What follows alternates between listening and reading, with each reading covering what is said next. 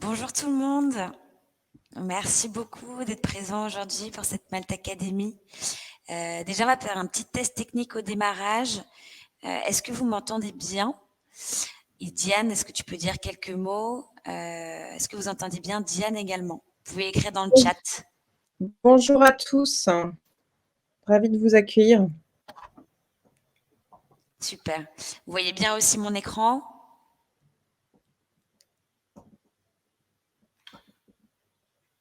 Parfait. Bon, merci beaucoup pour toutes ces petites réactions. Du coup, enchantée.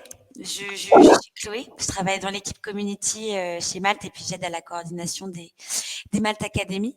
Donc aujourd'hui, ce sera Diane qui est consultante en sécurité et protection numérique, qui nous fait l'honneur d'animer cette Malte Academy pour nous en dire davantage sur ce que c'est que la cybercriminalité liée au télétravail. Et voilà, en attendant que tout le monde se connecte, du coup, je vais refaire une rapide introduction des Math Academy et de Malte, pour ceux qui connaissent peut-être pas le concept. Du coup, les Math Academy, qui sont proposés par Malte, permettent d'avoir accès, en fait, de donner accès à la communauté de freelance, à des formations, à des talks qui sont animés par leurs pairs. Donc pour rappel, pour ceux qui connaîtraient éventuellement pas Malte sur cette Malte Academy, c'est une plateforme de mise en relation entre freelance et clients. Et on a la chance de collaborer aujourd'hui avec la plus grande communauté de freelance d'Europe, puisqu'on est plus de 280 000 freelances en France, en Allemagne et en Espagne réunis, et qu'on travaille avec plus de 90 000 clients.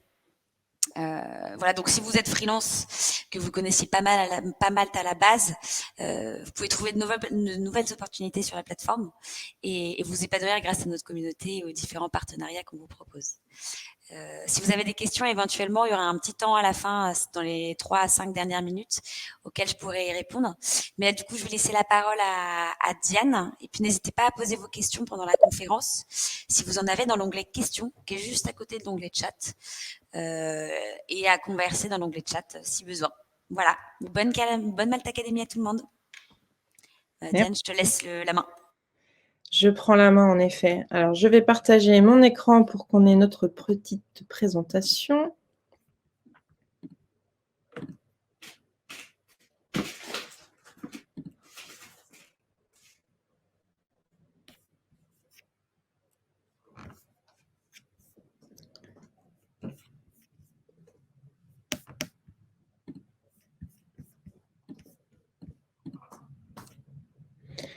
Alors, j'espère que vous voyez tous correctement mon écran.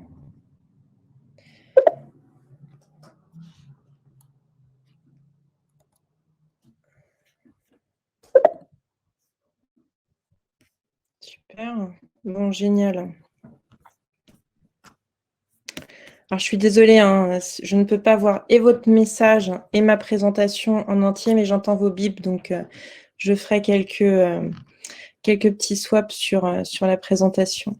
Alors aujourd'hui, je vous propose un sujet effectivement concernant la cybersécurité et notamment en télétravail, pourquoi j'intéresse les cybercriminels. Alors effectivement, j'étais très heureuse que Malte accepte d'avoir un sujet un peu transverse et surtout qu'il puisse intéresser tous les professionnels qui sont inscrits sur Malte et j'ai pu voir qu'on était assez nombreux et j'accueille avec grand plaisir effectivement tous ceux qui n'appartiennent pas à la plateforme et je les invite à la découvrir parce que c'est assez sympa. Donc je vais me présenter. Je suis donc Diane Rambaldini. J'ai une structure qui s'appelle Crossing Skills, donc qui est effectivement spécialisée dans le conseil et la pédagogie en sécurité numérique. Donc, pour vous faire un bref CV, je suis juriste de formation. J'ai fait des études donc plutôt en droit public, criminologie et droit pénal. Et puis, les aléas de la vie ont fait que j'ai découvert avec beaucoup d'intérêt tout ce qui concernait la sécurité et la sûreté des entreprises. Et la numérisation étant assez galopante, c'est un sujet qui était inévitable sur la sécurité économique, hein, pour préserver la sécurité économique des entreprises. Et voilà ce qui a fait que je me suis lancée dans tous ces sujets. Et ce qui m'intéressait particulièrement, c'était de faire le lien entre ce monde de la cybersécurité qui est assez finalement élitiste, qui a un vrai univers plutôt lié à l'informatique, et de faire une passerelle avec effectivement la gestion du risque dans une approche un peu plus globale, et essayer de faire de la pédagogie autour de ça. Évidemment, comme je suis quand même juriste de formation, j'ai pas pu m'empêcher de m'intéresser assez vite aussi au RGPD, d'où la petite mention que vous voyez de Data Protection Officer, puisque j'ai passé cette certification il y a maintenant 2 ans, quand elle a été sortie par la CNIL. Voilà pour la petite présentation. Et j'ajouterai juste un élément. Je suis aussi présidente et cofondatrice de l'ISA France, qui est une association qui s'occupe notamment, pareil, de pédagogie, mais cette fois pour certains publics qui ne sont pas forcément des professionnels, et au premier rang desquels les enfants.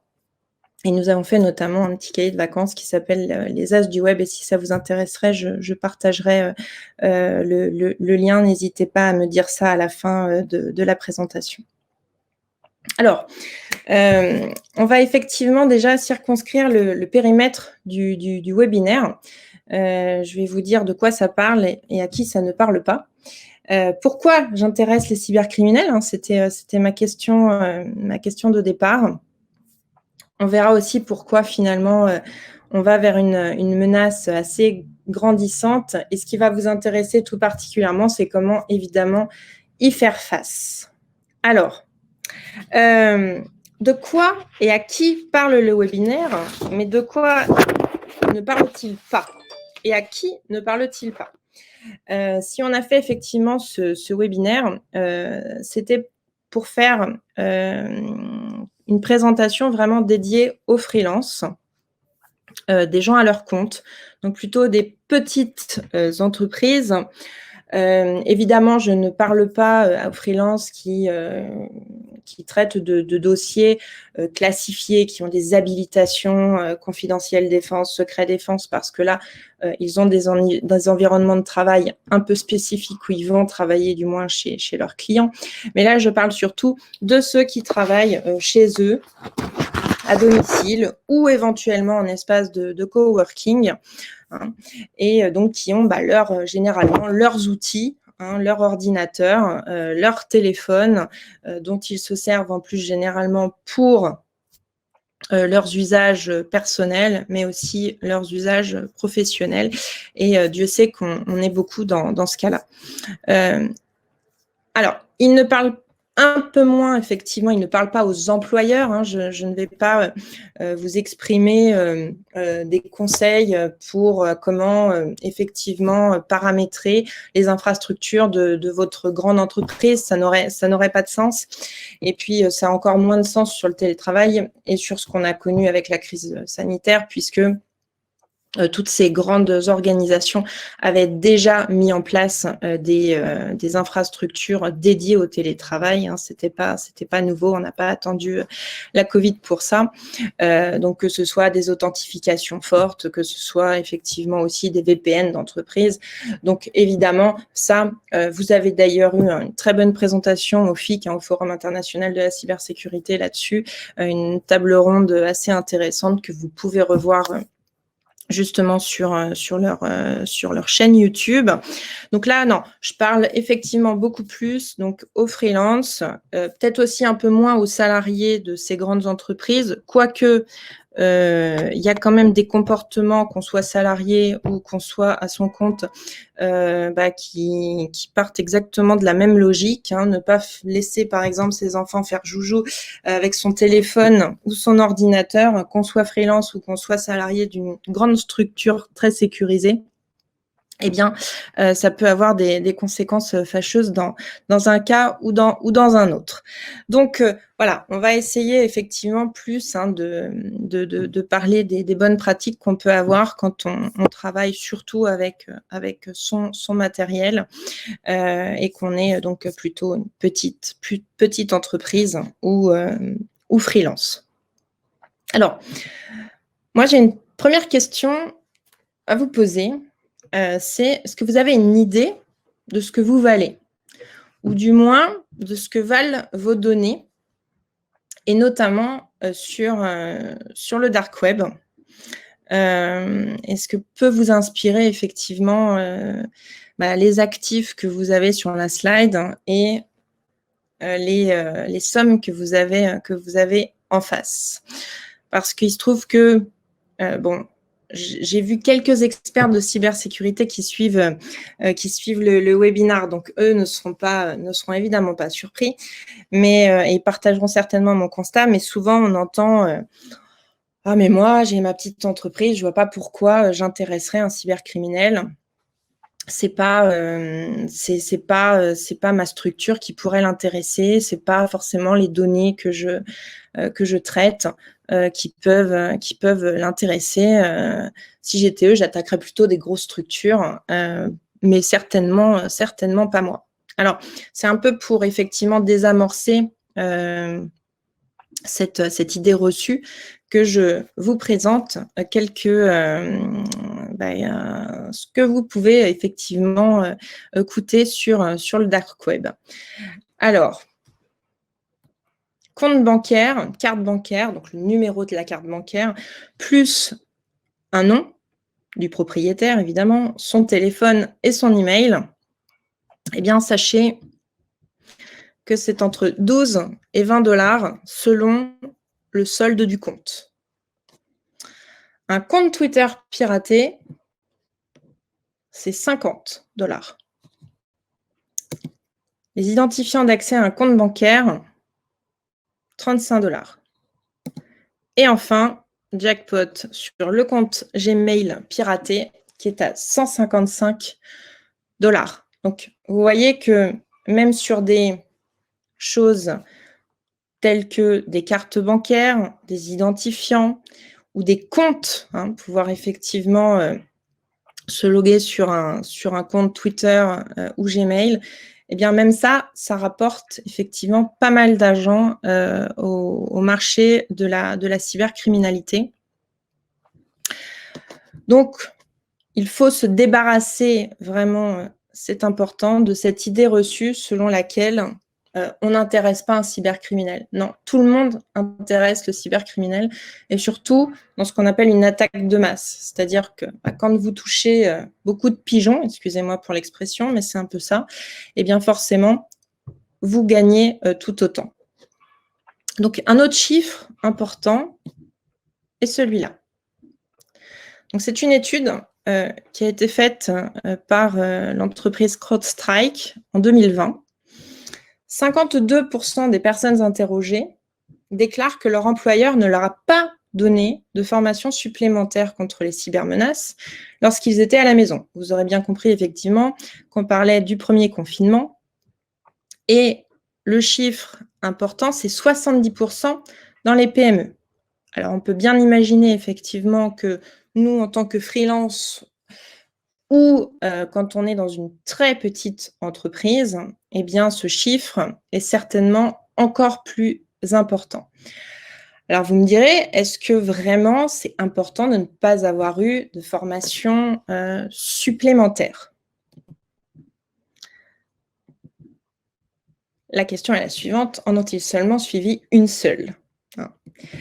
Alors, j'ai envie de vous dire, non, c'est pas très grave de ne pas avoir eu finalement de formation supplémentaire au moment du confinement et au moment où on s'est tous retrouvés avec nos outils à la maison. Alors pourquoi? C'est très ironique de ma part. Guillaume Poupard, donc le directeur de l'ANSSI, alors pour ceux qui ne connaissent pas l'ANSSI, donc c'est l'Agence nationale de la sécurité des systèmes d'information. Pour faire très simple, c'est donc une agence nationale qui s'occupe effectivement de la sécurité des systèmes d'information, que ce soit des ministères, que ce soit tous les systèmes d'information effectivement liés à l'État, et aussi à ce qu'on appelle notamment les OIV, les opérateurs d'importance vitale, donc toutes les entreprises ou structures publiques qui sont amenés effectivement à gérer des activités qui sont essentielles pour la survie de la nation, pour l'équilibre d'un pays. Voilà pour faire court. Donc, que nous dit Guillaume Poupart? Il nous dit le télétravail n'a pas créé, et ça il nous a dit ça fin 2020, n'a pas créé l'hécatombe à laquelle on pouvait légitimement s'attendre. Alors, qu'est-ce que veut dire ce propos? Parce qu'il faut pas le prendre, faut le prendre pour ce qu'il est. Guillaume Poupart nous explique qu'en fait, il s'attendait à ce que le télétravail puisse engendrer des nouvelles menaces, mais vraiment dues, nées avec le télétravail. Or, c'est pas du tout ce qui s'est passé. Par contre, ce qui s'est passé, c'est que les cybercriminels, eux, comme tout le monde, sont retrouvés avec pas mal de temps et ont effectivement beaucoup plus attaqué, beaucoup plus cherché effectivement à surfer sur la crise sanitaire. Et donc, on crée ou on fait augmenter des attaques déjà présentes. Et effectivement, ils n'avaient effectivement pas attendu le confinement pour qu'on ait déjà quelques moments assez compliqués, quelques mésaventures numériques. Donc, pas effectivement de nouvelles menaces dues au télétravail, mais par contre, une explosion des cyberattaques. Alors, quelle cyberattaque? Donc, vous pouvez voir un chiffre assez impressionnant. Je prends rarement des chiffres de fournisseurs de produits. Là, ce ne sont que des chiffres qui ont été donnés par l'ANSSI et effectivement, là, on est à peu près sûr de leur véracité. Donc, Guillaume Poupart expliquait également qu'en 2020, le nombre de rançongiciels sur des organismes publics et privés a augmenté de 255%. Donc, vous voyez, quand on dit effectivement qu'il n'y a pas eu de menace caractérisée du télétravail, oui, mais par contre, une explosion des menaces sur les entreprises, sur on reparlera effectivement des hôpitaux, sur les organismes publics, ça c'est une réalité. Donc si vous avez regardé un peu les informations effectivement pendant le confinement, vous avez pu entendre forcément parler de toutes les attaques qui ont eu lieu, notamment sur des hôpitaux. Et il ne fallait pas aller très loin, c'était vraiment des hôpitaux français, parce qu'on nous parle souvent de cyberattaques aux États-Unis, mais malheureusement, il s'en passe aussi pas mal sur notre territoire. Et vous vous êtes retrouvés avec des hôpitaux alors qu'on était en pleine saturation des urgences et des zones Covid, avec des hôpitaux qui se retrouvaient complètement bloqués par des rançongiciels. Alors, c'est quoi un rançongiciel? Eh bien, c'est le fait de prendre en otage vos données et de vous demander une rançon. Et tant que la rançon n'est pas payée, eh bien, on retient vos données et ce qui se passe, c'est que vous ne pouvez plus faire grand-chose puisque vous ne pouvez plus atteindre vos données, vos infrastructures sont complètement bloquées. Alors, je vous ai exposé effectivement les rançongiciels, mais comme vous pouvez le voir sur cette slide, il y a bien d'autres risques et cybermenaces qui sont liés au télétravail. Non pas qu'ils sont faits pour le télétravail, mais c'est qu'en situation de télétravail, on est forcément toujours un peu moins protégé que quand on est dans une infrastructure sous contrôle, par exemple, d'une grande entreprise. Donc ça, ce sont des informations qui ont été délivrées par cybermalveillance.gouv.fr. Alors, je suis sûre que parmi vous, peut-être que certains ne savent pas, ne connaissent pas ce qu'est cybermalveillance.gouv.fr. Alors, pour votre information, parce que ça va être un allié de poids pour vous, surtout si il vous arrive un problème ou une mésaventure d'ordre numérique. Donc, cybermalveillance.gouv.fr, c'est on va dire, une plateforme qui a été voulue effectivement par l'ANSSI et qui a été voulue par l'État. Et l'idée, c'était en fait de pouvoir offrir une plateforme justement pour soit les particuliers, soit effectivement les très petites entreprises, PME, qui n'ont pas forcément les ressources adéquates en interne, qui n'ont pas forcément de responsable de la sécurité, qui n'ont pas forcément de DSI à demeure, capables effectivement de diagnostiquer les problèmes et puis d'y répondre. Donc, cybermalveillance, eh bien, c'était le fait de pouvoir diagnostiquer un problème. Donc, vous avez une sorte d'arbre de décision qui vous permet de diagnostiquer donc quel est votre souci, même si vous n'y connaissez absolument rien en informatique et encore moins en cybersécurité. Donc, on vous pose un certain nombre de questions qui permettent à la plateforme de qualifier votre souci. Et puis, in fine, en fonction de votre souci, si vous voulez, ça fait comme un hub, comme un guichet unique, et ça vous permet de vous diriger soit vers un service qui va répondre à un problème dédié. Par exemple, vous avez un problème vous êtes fait pirater une carte bancaire, eh bien, ça va vous rediriger vers le bon service de fraude aux cartes bancaires. Si vous avez un autre problème, typiquement un rançongiciel, donc là, les choses sont un peu différentes. On va vous donner un certain nombre d'adresses vers ce qu'on appelle des pompiers du numérique. Et ces pompiers du numérique, ce sont des structures, des petites structures de proximité, donc un informaticien, un magasin qui vend des ordinateurs, mais qui va aussi avoir une compétence supplémentaire qui est celle de pouvoir agir sur vos outils et de pouvoir régler, dans la mesure du possible, votre problème. Dans le cas, par exemple, d'un rançongiciel, votre ordinateur est complètement bloqué, vous ne pouvez plus l'utiliser. Vous allez sur cette plateforme, ça va vous communiquer des coordonnées donc, de pompiers du numérique qui sont pas très loin de chez vous, et la personne va essayer d'arranger le souci au maximum. La seconde étape, qui est très importante, n'oublions pas que nous sommes face à un service étatique. Et ce service étatique, eh bien, il va se mettre aussi en ordre de bataille avec les services d'ordre, donc que ce soit la police ou la gendarmerie. Et dans ce cas, par exemple, d'un rançongiciel, qui sont des attaques assez importantes et particulièrement handicapantes pour les entreprises, eh bien, il va y avoir une enquête qui peut être diligentée. Donc là, c'est l'entreprise qui vous aide, qui peut mettre à disposition des enquêteurs un certain nombre de données avec évidemment votre accord.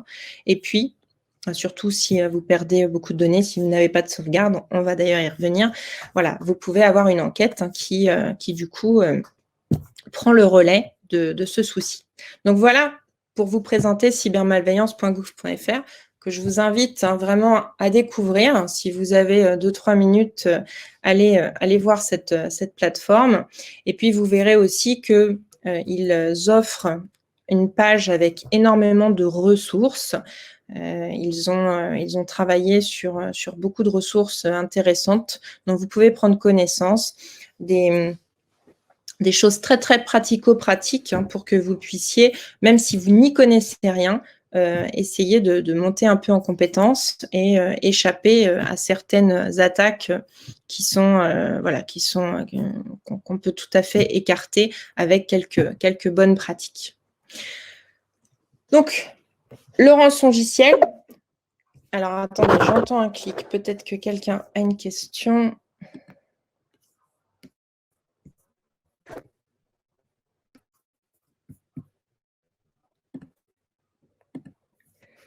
Non, je ne vois pas de question. Ok, je continue. Alors, à côté du rançongiciel, vous avez aussi quelque chose de certainement plus connu, le phishing. Alors, Juste, Diane, oui, je me permets de t'interrompre. En fait, il faut regarder aussi dans l'onglet questions. Tu vas avoir des possibilités de questions également. oui, alors attends. Hop. Voilà. Ouais, super, c'est parce que... Alors... Ah oui, alors je vais y répondre tout de suite parce qu'effectivement, c'est une question que beaucoup se posent et qui est assez... qui est au cœur du problème. Donc, la question de Arnaud, comment arrange-t-on un souci lié à un rançongiciel, mis à part le fait de payer, d'espérer un hack qui vienne débloquer le rançongiciel ou formater le système, je ne vois pas d'autre solution. Alors, c'est vrai que malheureusement, quand on n'a pas de sauvegarde, le problème se corse. Pourquoi ? Parce que, comme le dit Arnaud, effectivement, quand votre système est complètement bloqué, que vous ne pouvez plus rien toucher, que vous ne pouvez plus accéder à aucune donnée, eh bien, c'est très compliqué de faire quoi que ce soit si vous n'avez pas à disposition de sauvegarde. Donc là, c'est souvent le cas d'ailleurs en cybersécurité. C'est pour ça souvent qu'on vous parle des actions à faire en prévention, hein, et pas forcément effectivement beaucoup de conseils en réaction, même si heureusement il y en a de plus en plus. Mais c'est vrai que sur le rançongiciel, mieux vaut avoir fait sa sauvegarde. Et même quand vous avez une sauvegarde, c'est bien gentil, mais c'est pas toujours évident. On l'a vu dans beaucoup d'entreprises qui, certes, avaient des sauvegardes, mais quand il s'agit de remettre tout en marche, c'est pas une partie de plaisir. Vous perdez quand même beaucoup de temps, vous perdez beaucoup d'argent. Donc, c'est vraiment l'attaque vraiment pas agréable par excellence. Alors, il faut pas oublier quand même que si vous avez affaire à des cybercriminels qui utilisent des rançongiciels, on va dire très nouveaux, il y en a aussi qui utilisent des rançongiciels qui ont eu la chance d'être un peu décryptés. Et vous avez notamment un site qui vous permet de retrouver des clés de déchiffrement qui a été conçu par Troy Hunt. Alors, attendez, je vais vous mettre... Et ça s'appelle donc No More Ransom.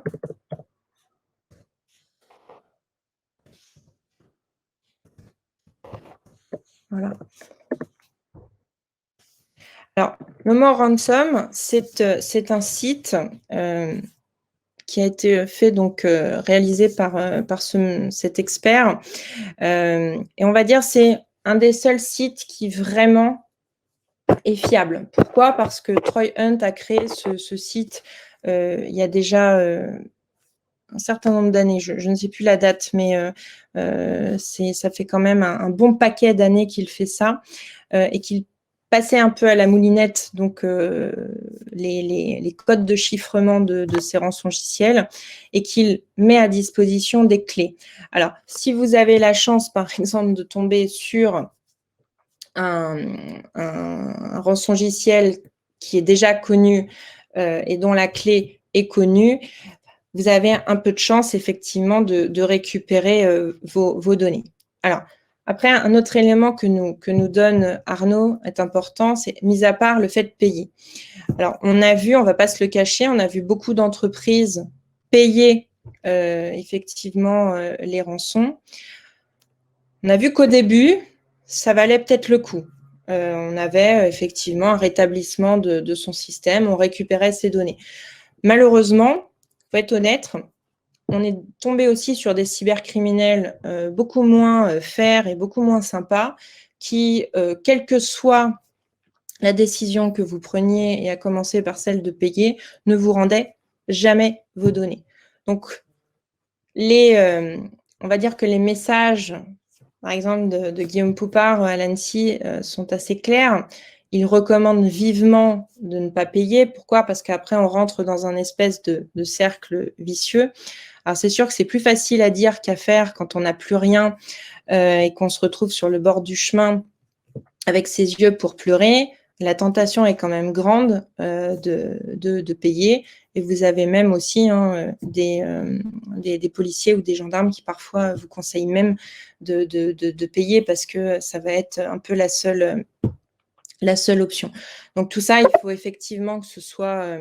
il faut peser un peu le pour et le contre.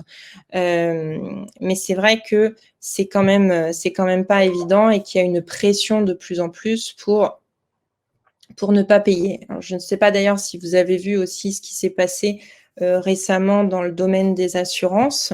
Une entreprise comme AXA qui, jusqu'à quelque temps, payait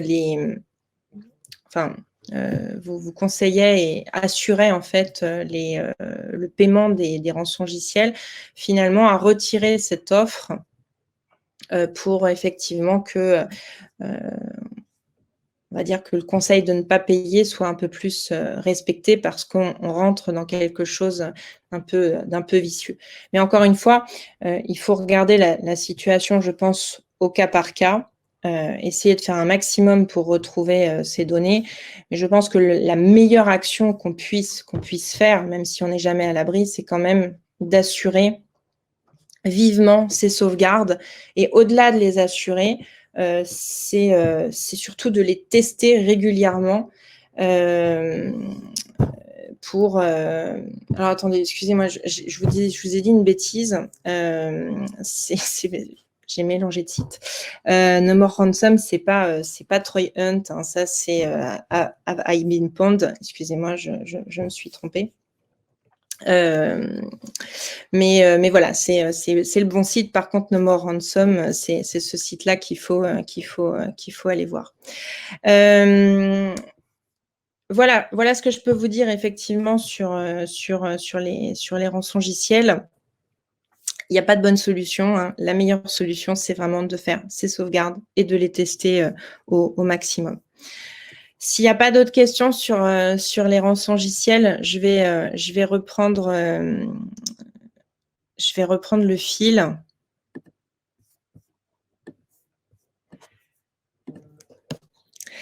Alors, je vous parlais également aussi du phishing. Donc ça, vous avez forcément entendu parler. Alors, attendez, j'entends une petite question. Tu parles de sauvegarde, ça correspond à faire un backup sur un disque dur. Là, les sauvegardes, vous en avez différentes. Tout dépend effectivement de votre infrastructure, tout dépend de ce que, de votre écosystème. Si vous travaillez par exemple avec un PC, avec un Mac, oui, le plus facile, mieux vaut faire un backup sur un disque dur. C'est ce qu'il y a de plus simple. Par exemple, si vous avez un Mac, vous pouvez utiliser le logiciel intégré de Time Machine. Vous faites ça sur un disque dur externe. Ça, c'est tout à fait envisageable. Après, tout dépend aussi de la criticité de vos données. Si vous voulez faire, si vous avez des données un peu sensibles, n'hésitez pas. Je ne dis pas que c'est facile, ça demande un peu de recherche, mais de prendre un disque que vous pouvez chiffrer. Hein. On me demande le cloud, quelque part, mieux vaut prendre une solution cloud que rien du tout, même si, personnellement, je ne le ferai pas. Moi, je ne le fais pas, mais après tout, pourquoi pas mieux vaut encore ça que rien du tout. Après, on n'est jamais à l'abri, le risque zéro n'existe pas. On peut très bien avoir des failles sur des clouds, se retrouver avec, vous avez vu tout ce qu'on voit tous les jours. On ne peut jamais dire à 100% qu'une solution est fiable. Ça n'existe pas, et je serais de bien mauvais conseils de vous dire qu'une solution est complètement sûre. Mais encore une fois, de 2 mots, il faut choisir le moindre et surtout faire avec ce qu'on a, avec ce qu'on peut et c'est la régularité qui compte. C'est, vous en tant que, que professionnel seul, sans infrastructure derrière, bah, le tout étant d'aller, faire ce que vous pouvez et d'être sûr de vous y tenir. Donc vaut mieux effectivement peut-être faire sa sauvegarde sur le cloud ou sur, sur votre disque ou faire les 2 si vous voulez, hein, pour assurer une double sécurité. Mais je ne vais pas vous dire que c'est fiable à 100 %. Donc votre meilleure arme aussi, c'est la vigilance, hein. C'est essayer d'être le plus vigilant, possible et notamment avec l'hameçonnage, le phishing. Alors, je pense que vous savez certainement ce qu'est, le phishing. Le phishing, bah, c'est ça. C'est effectivement, se faire, passer pour un tiers de confiance et vous envoyer, donc ça peut être, ça peut être votre banque, ça peut être EDF, ça peut être la CAF, ça peut être le service des impôts, on en voit de plus en plus. Il y a la Poste, qui est pas mal usurpée ces derniers temps, également. Attention, ça peut être par mail, mais ça peut être aussi par SMS, il y en a de plus en plus. On vous demande de mettre à jour, ou de confirmer vos informations, de compte et puis en gros, eh bien, ça vous permet de vous siphonner, toutes vos données, de façon, assez facile. Alors je dirais que ça, c'est l'attaque, la plus importante et c'est le canal le plus important qu'il faut vraiment vérifier, ce sont les emails. Beaucoup d'attaques passent par les emails, donc il faut être très vigilant, d'autant qu'avant, les attaques de phishing se repéraient assez facilement. Vous aviez, c'était bourré de fautes d'orthographe, ça se voyait un peu comme le nez au milieu de la figure. Maintenant, on a quand même des attaques, beaucoup plus sophistiquées, des choses très, très bien limitées, des messages aussi qui peuvent vraiment, vous poser vraiment la question. Donc dans ces cas-là, il faut toujours prendre le doute comme, comme un acte positif et vous dire, bon, bah, de toute façon, si vraiment un interlocuteur a envie, de me joindre, eh bien, tant pis, j'efface le mail ou je le mets de côté, et ils m'appelleront bien à ce moment-là, ou je peux, moi, appeler ma banque, par exemple, si c'est un message de la banque. Vous appelez, vous faites une levée de doute, hein, sur cette demande. Mieux vaut faire comme ça plutôt que d'avoir le doute négatif et de vous dire, bon, ça doit être un vrai et donc je vais cliquer, hein. Donc vraiment, user, hein, et abuser de votre instinct et de votre doute, et faites une double vérification.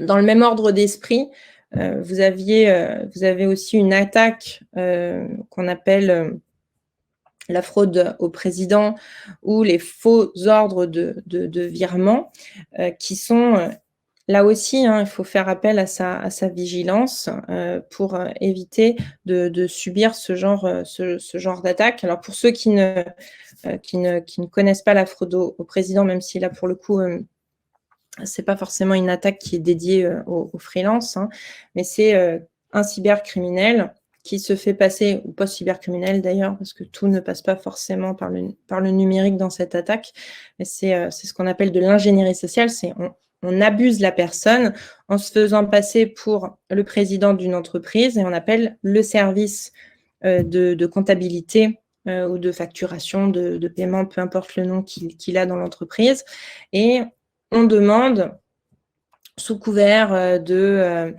secret, d'une affaire en cours, d'urgence, d'aller, faire une transaction, bancaire sur un compte, et on dit à la personne que c'est urgent, et du coup, vous avez une succession de stratagèmes pour faire plier la personne. Et même si vous avez quelqu'un de bonne volonté qui dit, mais écoutez, normalement, on a des process dans l'entreprise, monsieur le président, on est censé les respecter, eh bien, vous avez là tout l'art de l'ingénierie sociale, hein, la manipulation, pour faire craquer la personne et faire en sorte qu'elle fasse ce virement. Et en fait, évidemment, le compte en question, eh bien, est un compte fourni pour le cybercriminel. Évidemment, ce n'est absolument pas le président de l'entreprise. Donc, cette attaque qui a été malheureusement très prisée a fait des petits, et notamment le changement des ordres, vous savez, de RIB. Donc, certaines personnes appellent les banques pour faire des changements de RIB, et en fait, ce sont des arnaques. Donc, il faut être très, très vigilant. Alors, j'entends une question.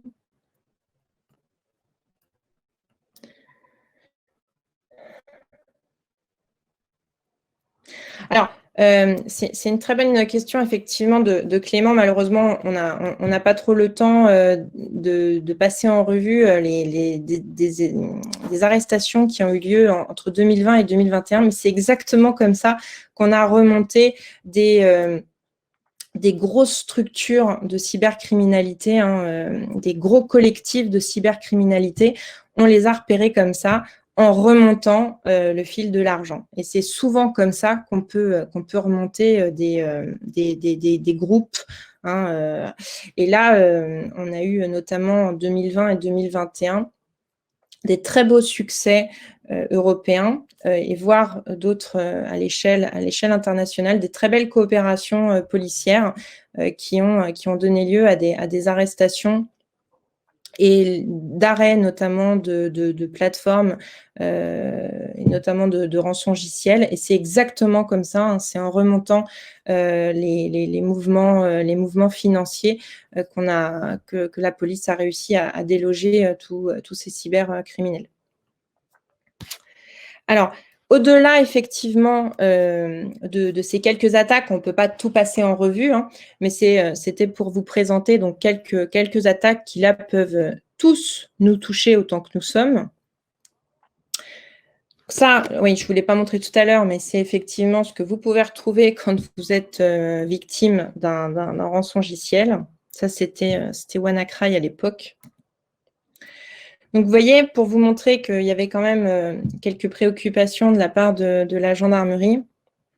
La gendarmerie avait fait un petit flyer pour sensibiliser, hein, le grand public et les télétravailleurs sur les cybermenaces qui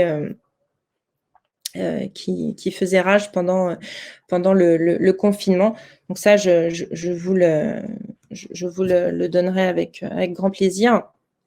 Alors, justement, en parlant de bonnes pratiques, qu'est-ce qu'on peut mettre en place de pas cher et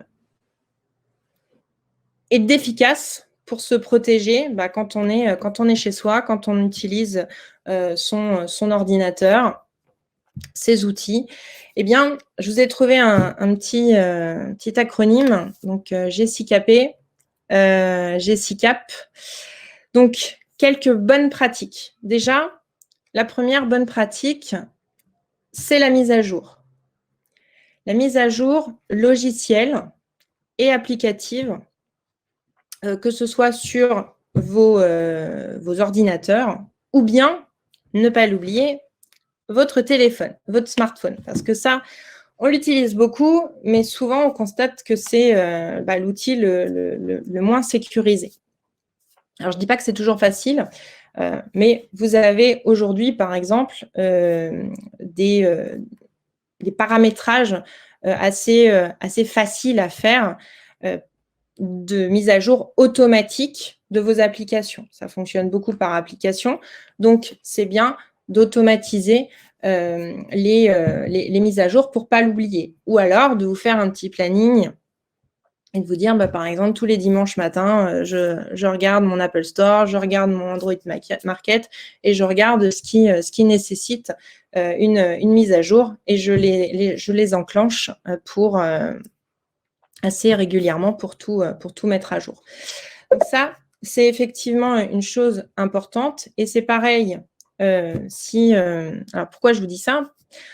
Parce que généralement dans les mises à jour, si vous avez un jour eu la curiosité de regarder un peu le descriptif d'une mise à jour, vous voyez souvent, alors ça va améliorer l'ergonomie de l'application, ça va améliorer un petit bug technique. Mais généralement, à la fin, on vous dit, ça va patcher quelques vulnérabilités techniques. Alors, ça veut dire quoi, hein? Ça veut dire que, eh bien, il faut les faire assez régulièrement parce qu'on découvre des failles dans les applications et du coup, grâce aux mises à jour, on patch, hein, c'est ce qu'on appelle un correctif de sécurité, on patch et ça permet que cette faille ne soit plus qu'un vieux souvenir. Alors, attendez, j'entends une question.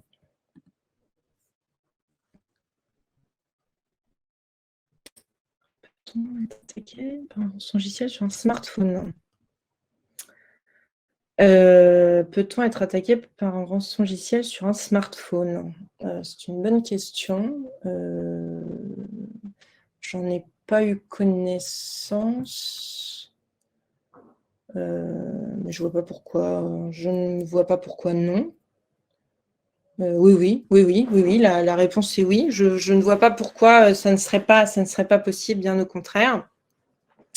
Ça peut effectivement bloquer tous les téléphones.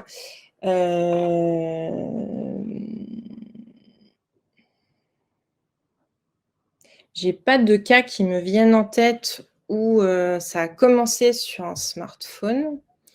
Mais oui. Oui, je vois pas pourquoi ce serait pas possible. Ouais.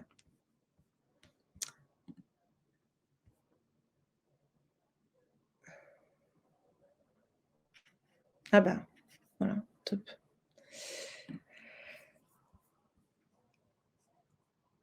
Alors, donc, la deuxième chose, au-delà des mises à jour, et ah oui, juste pour reprendre, si vous regardez aussi les mises à jour logicielles de vos téléphones ou de vos ordinateurs, c'est pareil. On vous explique assez largement tous les correctifs de sécurité. Donc, comme ça peut vous aiguiller pour voir si c'est par exemple quelque chose de très urgent. Là, on a eu récemment, c'était la semaine dernière, une alerte sur une mise à jour logicielle à faire extrêmement rapidement, notamment sur les Mac, parce que la faille était assez embêtante. Et il fallait, donc là, c'était qu'un correctif de sécurité qu'il fallait faire assez rapidement. Alors, vous l'avez compris tout à l'heure, le deuxième point, c'est une vigilance vis-à-vis de vos emails. Ça, essayez vraiment, comme je vous l'ai dit, on ne va pas y revenir, mais d'être très vigilant sur vos emails, de bien regarder. Si d'ailleurs vous allez sur le site de cybermalveillance.gouv.fr, vous avez quelque chose d'assez bien fait qui vous montre comment repérer donc les 4-5 points à vérifier quand vous recevez un mail. Et le premier, c'est de bien regarder votre expéditeur, de ne pas seulement vous fier au nom qui est écrit, mais de regarder l'adresse email en tant que telle et de voir comment elle est constituée. Parfois, on peut très bien recevoir des emails que d'un coup d'œil, on reconnaît, mais en fait, il y a une lettre supplémentaire ou une lettre manquante et du coup, on tombe assez vite dans le panneau. Après, voir effectivement s'il n'y a pas de faute d'orthographe, s'il n'y a pas des images copiées-collées. Voilà, il y a un certain nombre de points que vous pouvez regarder et surtout, la demande, toutes les demandes un peu farfelues du style « Veuillez vérifier vos données »,« On a un incident, est-ce que vous pourriez nous rappeler vos mots de passe ?» Voilà, ce genre de choses. Vous ne verrez jamais un tiers de confiance du style votre banque ou encore les impôts, vous demandez ce genre de choses. Et là encore, n'hésitez pas à décrocher votre téléphone si vous avez le moindre doute. Ensuite, on en a largement parlé, n'oubliez pas de faire donc les sauvegardes vraiment de façon récurrente. Autre point important, c'est d'essayer de séparer vos usages. Donc, si jamais vous devez utiliser votre ordinateur ou votre smartphone pour vos usages professionnels et personnels, essayez d'être extrêmement vigilant sur l'utilisation que vous faites de votre téléphone ou de votre ordinateur. Essayez de faire des sessions différentes. Essayez de faire une partition de votre disque différent pour les usages pro et les usages personnels. Vous avez un document assez intéressant, même s'il faut s'y connaître un petit peu, là pour le coup, avoir quelques notions d'informatique. Mais vous avez un excellent document sur le site de l'ANSSI, notamment pour faire des répartitions, des séparations entre usage pro et usage personnel sur un outil numérique. Voilà. Après, encore une fois, quand on a qu'un outil et qu'on l'utilise aux deux fins, bien essayez de ne pas prêter non plus votre matériel. Essayez de ne pas mettre des applications que vous n'avez pas vérifiées. Essayez toujours de vous renseigner sur les applications que vous voulez télécharger. N'allez pas sur des sites que vous ne connaissez pas. Essayez de rester soit sur déjà l'Apple Store si c'est pour votre téléphone ou l'Android Market. Essayez d'être vigilant sur l'origine et n'hésitez pas aussi à regarder les informations sur les développeurs qui est à l'origine de l'application choisie. Donc ça, c'est effectivement un conseil important. Ensuite, sur le Wi-Fi, si vous travaillez de chez vous, faites en sorte que votre box soit au maximum sécurisée. Alors, c'est quoi une box sécurisée? C'est une box sur laquelle vous mettez la bonne clé. Donc,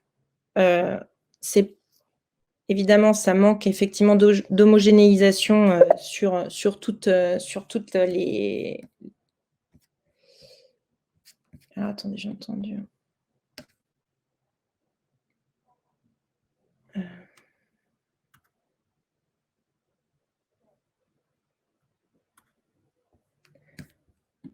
Ouais, alors ça, on y reviendra. Donc, le Wi-Fi, votre box... Essayez de faire, je répondrai aux questions après parce qu'on a une bonne séance de questions. On va juste finir. Donc, je vous disais effectivement sur votre box, vous pouvez rentrer donc sur les paramètres de vos box pour bien vérifier que vous êtes en WPA2. Alors, ça veut dire quoi WPA2 c'est la clé que vous avez donc sur vos box.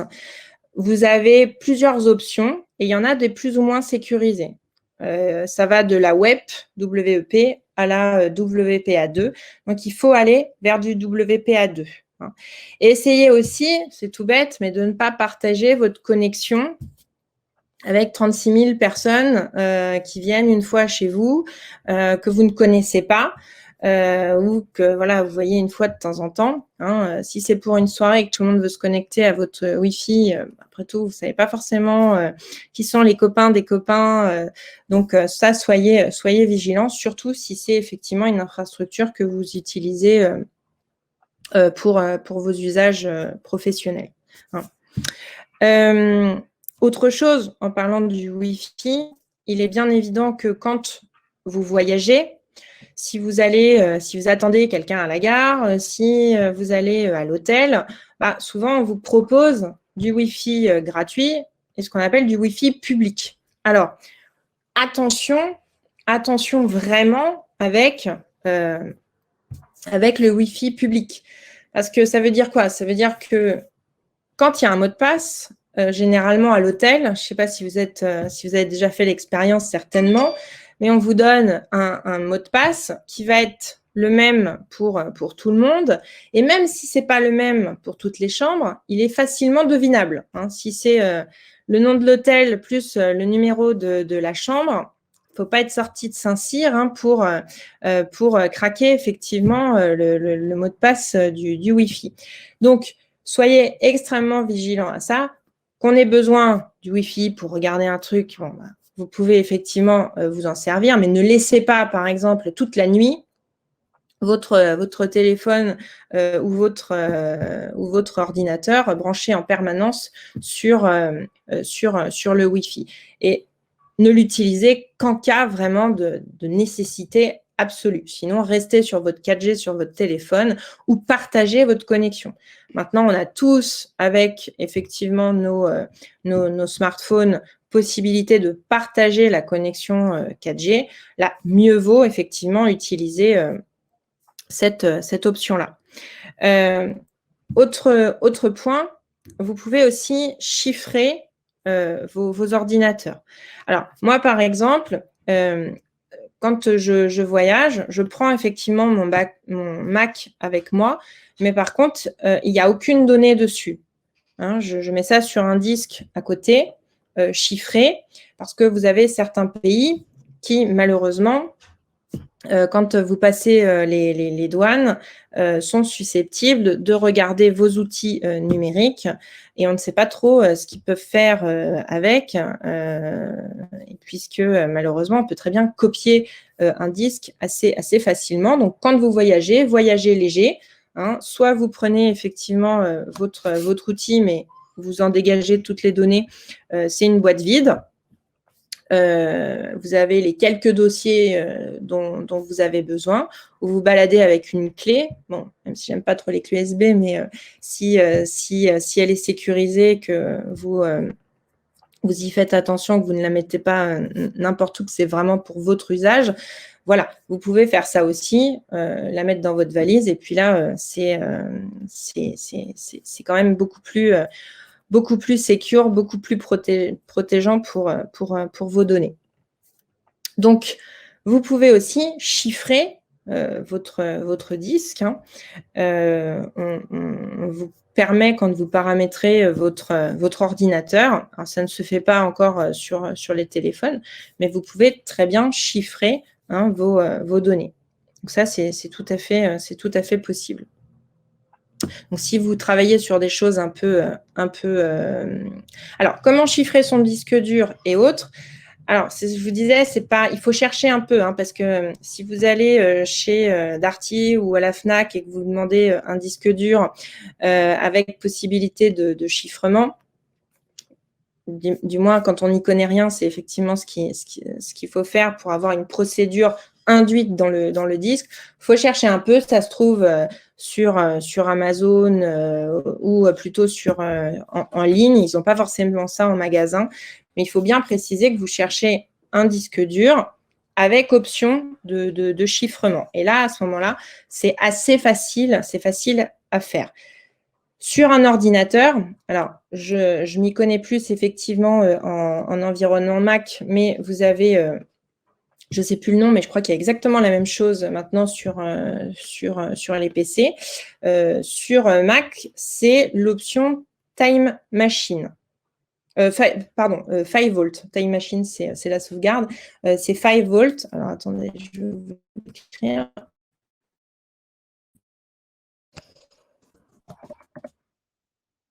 Voilà.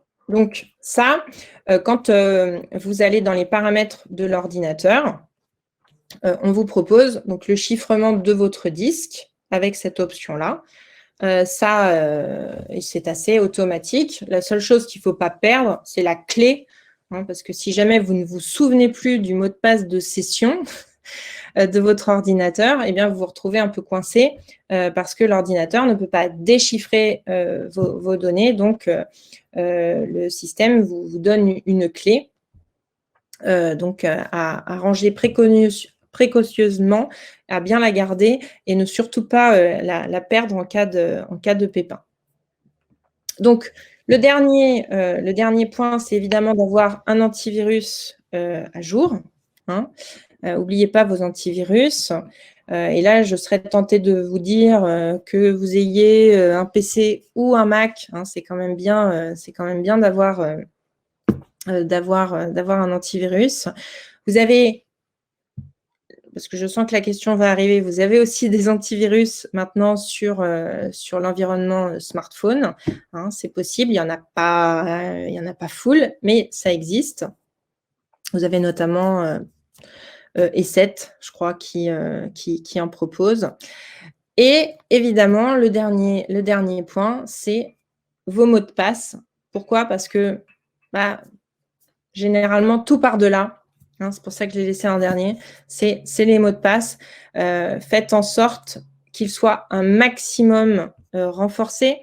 Donc, on oublie hein, les noms, on oublie le nom de son chien, on oublie les suites de nombres beaucoup trop simples comme 1, 2, 3, 4, 5, 6, 7. Non, aujourd'hui, un bon mot de passe, c'est un mot de passe entre 10 et 12 caractères. C'est un mot de passe qui ne veut rien dire quand vous le regardez comme ça, ou qui a peut-être une signification, mais pour vous seul. Et il faut évidemment des majuscules, des minuscules, des chiffres et des caractères spéciaux. Donc ça, voilà, ça vous permet de constituer un bon mot de passe. Et n'hésitez pas, même si, encore une fois, le risque n'est pas de zéro, hein, vous pouvez utiliser aussi un gestionnaire de mots de passe. Ça, vous faites des recherches, vous allez retrouver un certain nombre de gestionnaires de mots de passe que vous pouvez mettre en place pour avoir une bibliothèque de vos mots de passe, ou bien à ce moment-là, avoir un fichier avec vos mots de passe qui lui-même est sous mot de passe. Donc, évidemment, un mot de passe à ne pas oublier pour atteindre tous les autres. Donc, voilà, ça, c'est effectivement les quelques bonnes pratiques simples et qui ne sont pas coûteuses à mettre en place. La seule chose qui vous coûtera peut-être un peu d'argent, c'est d'acheter un disque dur chiffré. Mais sinon, le reste, hein, c'est juste un peu de discipline personnelle. Et généralement, ça ne coûte pas grand-chose, mais la sérénité est très importante comme récompense. Alors, on a déjà dépassé de 5 minutes. Est-ce que vous avez d'autres questions éventuellement à poser à Diane dans l'onglet questions?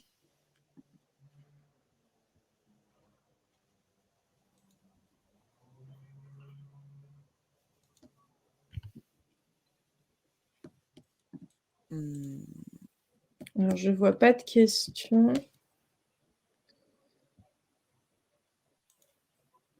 J'ai l'impression que toutes les questions ont été posées. Ouais.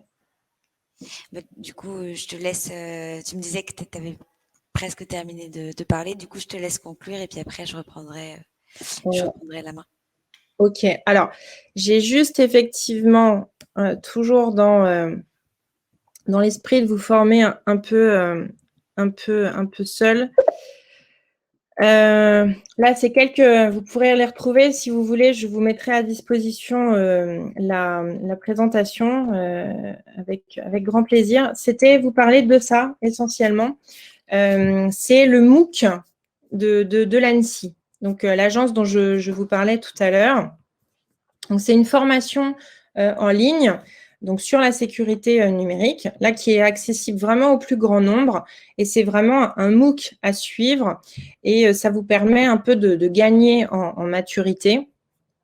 d'obtenir quelques informations bien pratiques. Et c'est pour ça que je voulais vous parler de cette plateforme-là. Et si vous me suivez sur les réseaux sociaux, sachez, pour finir, qu'au mois d'octobre se tient le mois européen de la cybersécurité, Cybermois en France. Donc, c'est une opération européenne qui s'appelle Cybermois en France et qui sert effectivement à faire de la sensibilisation auprès des publics qui n'en sont pas forcément, qui ne sont pas forcément toujours les premiers informés. Donc, plutôt sur les particuliers, les très petites entreprises. Donc, n'hésitez pas à vous rendre sur ce site du cybermois.fr. Et à cette occasion, d'ailleurs, je parlerai du livre que je vais publier, qu'on a coécrit avec Adi El Khoury. On est tous les deux dans l'association dont je vous parlais tout à l'heure, LISA France Security Tuesday, et on va va être publié au mois d'octobre notre prochain ouvrage qui pourra, à mon avis, vous être très utile aussi dans cette quête un peu de protection au quotidien. Voilà, écoutez, j'espère avoir répondu à vos questions et vous avoir un peu aiguillé, même si on n'a pas pu, c'est toujours trop court. Hein. Comme disait Arnaud, c'est un sujet sans fin. Il peut y avoir des dizaines et des dizaines de questions, c'est sûr. Et puis, c'est tellement actuel que, évidemment, on a plein de choses à demander sur le sujet. Ouais. Oui, je vois des très bonnes, je vois effectivement des très bons conseils là, qui arrivent d'Ashlane. Ouais, tout à fait. Merci Arnaud. Ouais. Super, merci beaucoup en tout cas à tous et à toutes d'avoir assisté à cette Malte Academy. Et puis merci à toi surtout Diane de l'avoir animé, c'était super intéressant et très complet. Je pense que ça a beaucoup plu aussi, il y a eu beaucoup de questions et beaucoup de réactions dans le chat. Si vous voulez voir d'autres Malte Academy sur des sujets variés, n'hésitez pas à consulter notre site du coup qui est affiché en fond d'écran, site maltacademy.com. Si vous souhaitez faire comme Diane également pour animer une Malte Academy, vous pouvez envoyer votre sujet en cliquant sur le bouton devenir speaker, donc qui est sur cette page maltacademy.com. Et puis si vous n'avez pas vu le début de la Malte Academy ou vous souhaitez la revoir, elle est disponible sur une page en replay, toujours sur le même site, et vous avez également accès à d'autres Malte Academy en replay sur ce site-là. Voilà. Exactement. Et n'hésitez pas, si vous avez des questions, à contacter Malte ou moi directement. J'y répondrai avec grand plaisir. De toute façon, il y a les réseaux sociaux aujourd'hui. Maintenant, c'est bien de rester en contact. C'est sûr. Merci beaucoup en tout cas Diane et merci beaucoup à tout le monde et puis très bonne fin de journée et bonne continuation à tous. Excellente journée à vous. Au revoir. Au revoir.